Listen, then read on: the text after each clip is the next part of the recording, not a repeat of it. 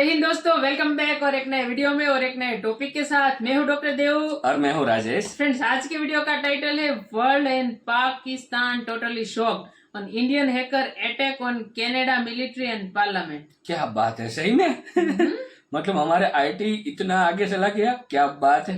देखो ये जो से ना सारी चीजें हैक करना, हैक्स वर्ड, ये वर्ड्स, ये मैं जहां तक बता रहा हूँ ये इनलीगल है। लेकिन देखते हैं पहले वीडियो में एग्जैक्टली किस क्या क्या हुआ है कांड।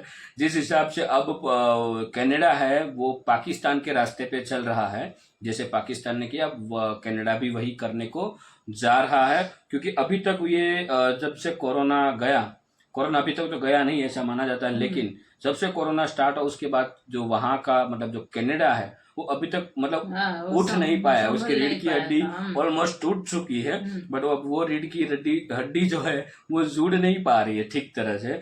तो ये अब ये पाकिस्तान की रास्ते पे चल रहा है, और पाकिस्तान के रास्ते पे चलेगा तो उसका क्या हाल होगा वो सब कंट्री जानते हैं। और खास करके सबसे ज्यादा श्रीलंकन विरोधी, बांग्लादेश विरोधी और इंडियन विरोधी जितने भी आतंक वाले लोग हैं वो कनाडा में ही रहते हैं। तो चलिए दोस्तों, पहले वीडियो देखने से पहले चैनल में पहली बार आए हो और अब तक हमने सब्सक्राइब नहीं किया है तो सब्सक्राइब जरूर से कर लीजिएगा, और वीडियो अच्छा लगे तो लाइक शेयर जरूर से कीजिएगा। चलिए वीडियो को स्टार्ट करते हैं।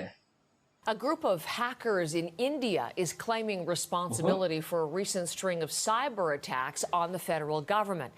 इंडियन हैकर्स के ग्रुप ने एक भैया के बाद कैनेडियन अफवाज की वेबसाइट को हैक कर लिया और सिख रहनुमा हरदीप सिंह नजर के कातिल और कत्ल पर कनाडा की हुकूमत के इल्जामात पर अदम एतमानान का इज़हार किया।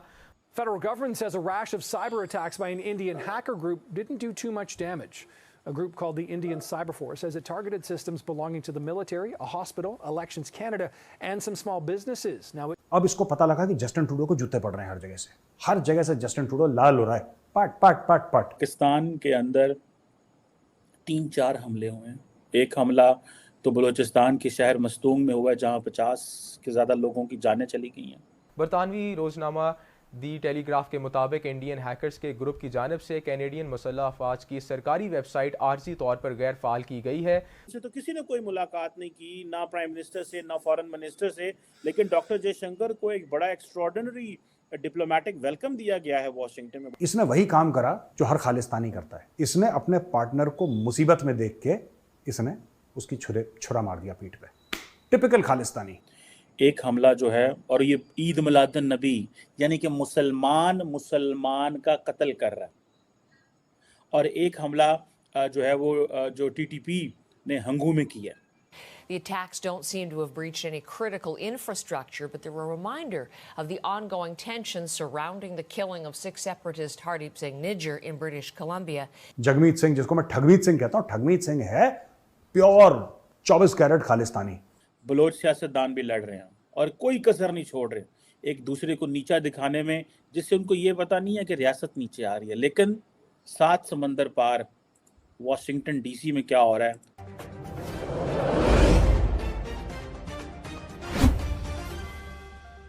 मैं देख रहा था कि ये जो ट्रूडो हैं उन्होंने स्टेटमेंट दी है कनाडा के प्राइम मिनिस्टर ने कि हम ये समझते हैं कि एंटनी ब्लिंकन जो हैं वो ये मसला जयशंकर से रेज करेंगे। तो ये तो बहुत मैं समझता हूँ एज ए प्राइम मिनिस्टर ये तो ऐसा ही है जैसे पाकिस्तान कहे अमेरिका को यार हमारा मसला इंडिया से रेज करो, तो Canada is doing the same कि हमारा मसला जो है वो इंडिया के साथ रेज करो। आप ये जो 2 हाई लेवल मुलाकातें होना, इसकी क्या सिग्निफिकेंस नजर आती है, इसको जरा कैनेडियन लेंस से देखिएगा, कनाडा इंडिया जो डिप्लोमेटिक रो है उस लेंस से देखिएगा। It means Canada's case is wasted and gone, despite the fact कि जो अमेरिका का एम्बेसडर कनाडा में कह रहा है कि 5 आइज इंटेलिजेंस ने ये इंफॉर्मेशन दी है। आपको लगता है कि कनाडा का केस खराब हो गया the way Jaishankar has been received in Washington? नहीं, केस उनका कल वैसे ही सुबह खराब हो गया था कल, बल्कि परसों जब उनके स्पीकर ने रिजाइन किया, वो जो यूगोस्लाविया के जो हीरो थे 98 इयर्स ओल्ड, जब उनको उन्होंने इतनी ज्यादा रिसेप्शन दी थी, उससे ही केस खराब हुआ था। उसकी वजह ये है कि कल सारा दिन मैं जब वो डिजाइन दिया तो मैं कैनेडियन मीडिया सारा वॉच करता रहा हूँ। अपोजिशन के एमपीज क्या स्पीचें करते रहे हैं, वो यही स्पीचें करते रहे हैं कि ये अपना होमवर्क किए बगैर आके असेंबली में इस तरह की स्टेटमेंट क्यों देते हैं। केस उसी से खराब हो चुका था, और बल्कि यहाँ तक है कि जस्टिन ट्रूडो के ऊपर बड़ा प्रेशर था टू रिजाइन। उन्होंने रिजाइन नहीं दिया और उन्होंने स्केप कोट बनाया उसको स्पीकर को, तो केस उसी से खराब हो चुका था, क्रेडिबिलिटी उनकी उसी से खराब हो गई थी। दूसरा उसमें अगर देखा जाए तो आपने देखा होगा कि जो सेकंड स्टेटमेंट थी जस्टिन ट्रूडो की, उन्होंने कहा था कि is the fifth largest economy and it's not that we don't want to provoke India, लेकिन उसमें नजर यही आ रहा था कि इट इज दुनिया के लिए इतना पॉसिबल नहीं है to ignore India at the moment. और जिस तरीके से आप देख रहे हैं कि अमेरिका समझता है कि India is the only partner who can do something for them against India, against China. देखिए, मैं समझता हूं कि उनके बस में नहीं है। अच्छा। हालांकि अगर हमारा आईएमएफ के साथ एक अच्छा रिश्ता होता तो शायद फिर वो हो सकता था, मगर वो भी उस वजह से होता, उस रीज़न से होता कि हमारा जो आउटलुक है गवर्नमेंट्स का वो ये होता कि सिर्फ और सिर्फ जितने पैसे हम रिलीफ देना चाहते हैं वो अमीर की जेब से आए, मगर हमारे governments are headed by the अमीर्स, है ना? Right. सबसे अमीर, मैं और नहीं कुछ कहना चाहता, यही कह दें सबसे ज्यादा पैसे जिसके पास हैं, कैसे वो आए, क्यों आए, वो सब छोड़ें, वही तो हैं लोग अमीर। तो क्या वो अपना जेब काटेंगे? हाँ, वाकई अगर पेट्रियाटिक लोग होते तो काटते, अगर उनका अवाम का परवाह करते तो काटते, मगर वो नहीं करेंगे। तो देखिए, थोड़ा सा लेट्स एग्जामिन इट। आपने एक एग्रीमेंट साइन किया है आईएमएफ के साथ, और उस एग्रीमेंट में आपने ये प्राइस राइज को फैक्टर इन किया है। बिल्कुल। मतलब क्या कि आपने कहा है कि जब इंटरनेशनल प्राइस बढ़ेंगे तो आपके प्राइसेस बढ़ेंगे, जब सर्कुलर डेट बढ़ेगा उसको भी ऑफसेट करने के लिए प्राइसेस बिजली के बढ़ेंगे। 30% आप सब्सिडाइज दे रहे हैं फर्टिलाइजर कंपनीज को, उसको अगर आप निकालेंगे, पहले तो आप निकाल नहीं सकते, वो रिटर्न एग्रीमेंट है तो भूल जाएं, मगर अगर भी उसको आप तोड़ें और उसके बाद आपको जो पेनल्टी देना पड़ेगा उससे 3 गुना ज़्यादा होगा, बट बहरहाल अगर फिर भी आप कुछ करें तो वो पैसे किधर से आएंगे? पाकिस्तान के अंदर 3-4 हमले हुए हैं। एक हमला तो बलूचिस्तान के शहर मस्तूंग में हुआ है जहाँ 50 के ज़्यादा लोगों की जानें चली गई हैं। एक हमला जो है, और ये ईद मिलादुन नबी यानी कि मुसलमान का कत्ल कर रहा है, और एक हमला जो है वो जो टीटीपी ने हंगू में किया, और सियासतदान है हमारे के लड़ रहे हैं, बलोच सियासतदान भी लड़ रहे हैं और कोई कसर नहीं छोड़ रहे एक दूसरे को नीचा दिखाने में, जिससे उनको ये पता नहीं है कि रियासत नीचे आ रही है। लेकिन 7 समंदर पार वाशिंगटन डीसी में क्या हो रहा है मैं बताता हूँ आपको। 7 समंदर पार डॉक्टर जयशंकर जो कि न्यूयॉर्क से उठ के वाशिंगटन गए थे, जबकि पाकिस्तानी वजीर आज़म और पाकिस्तानी वजीर खारजा को खाली हाथ वापस आना पड़ा। सही। ये 30% सब्सिडी जो आपने उनको प्रॉमिस किया है वो किससे लेंगे? वो फिर वो एक बात आती है। और अगर आपने बगैर सोचे समझे, इसलिए कि आप पे दबाव है, आप ये जो एग्रीमेंट है आईएमएफ के साथ आप वायलेट करें, तो फिर 2 चीज़ें हो सकती हैं। एक, आईएमएफ कह सकता है खुदा हाफिज, उसका मतलब है कि आप डिफॉल्ट होंगे। Exactly. जब आप डिफॉल्ट होंगे आपका करेंसी कोलैप्स होगा।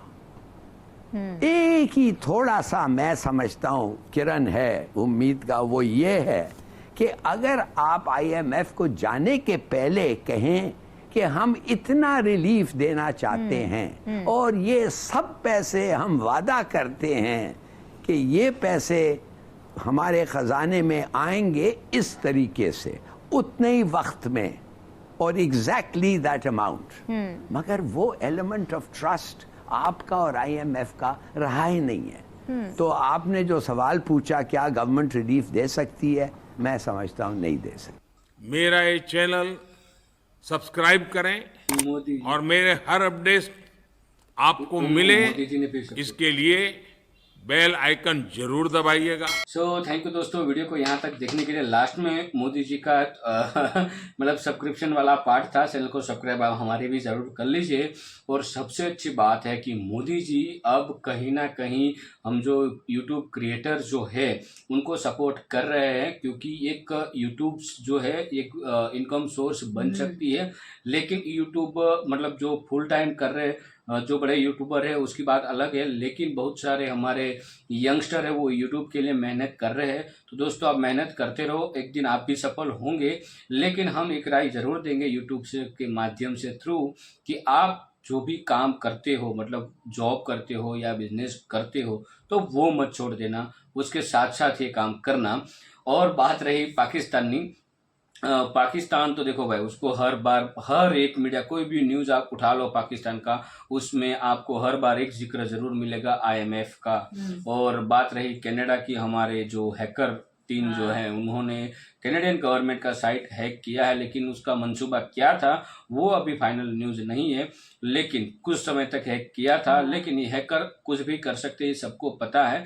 लेकिन जिस हिसाब से किसी गवर्नमेंट की मतलब जो प्रॉपर्टीज, एक वेबसाइट एक प्रॉपर्टी असेट भी हम कह सकते हैं, उसके साथ कभी छेड़खानी नहीं करनी चाहिए। हमारे इंडियन भाइयों को मैं ज़रूर से बताऊंगा, वो इसलिए बता रहा हूं क्योंकि ये भी एक इनलीगल चीज़ है और हम नहीं चाहते कि हमारा भारतीय, हमारा नागरिक कभी भी इनलीगल एक्टिविटी में उसका नाम आए। हम अब क्योंकि हमने इतनी मेहनत करके हमने हमारा देश का नाम इतना बड़ा किया है, तो छोटी छोटी चीज़ों में हम हमारा देश का नाम अब खोना नहीं चाहते हैं। जिस हिसाब से हमारी सरकार ने मेहनत की है और जिस हिसाब से हमारी आवाम ने हमें, मतलब हम जो भारतीय हैं उन्हें जो मेहनत करके हम हमारे देश को इतना आगे ले गए हैं।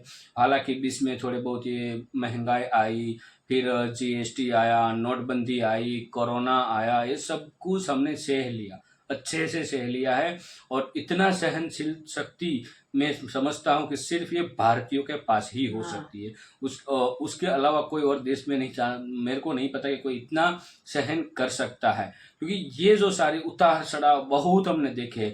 अब जाके हम कहीं ना कहीं जो हमारा ग्राफ है, उसका जो ग्राफ का जो मुंह होता है ना, वो अप है। अब उसको हमें डाउन नहीं करना है, कुछ भी हो जाए, लेकिन हमें वो डाउन नहीं करना है। जिसने भी किया है कोई दिक्कत नहीं, वो तो गवर्नमेंट का काम है, वो क्या करना है उसमें तो हम कोई दखल अंदाजी नहीं करना चाहते हैं।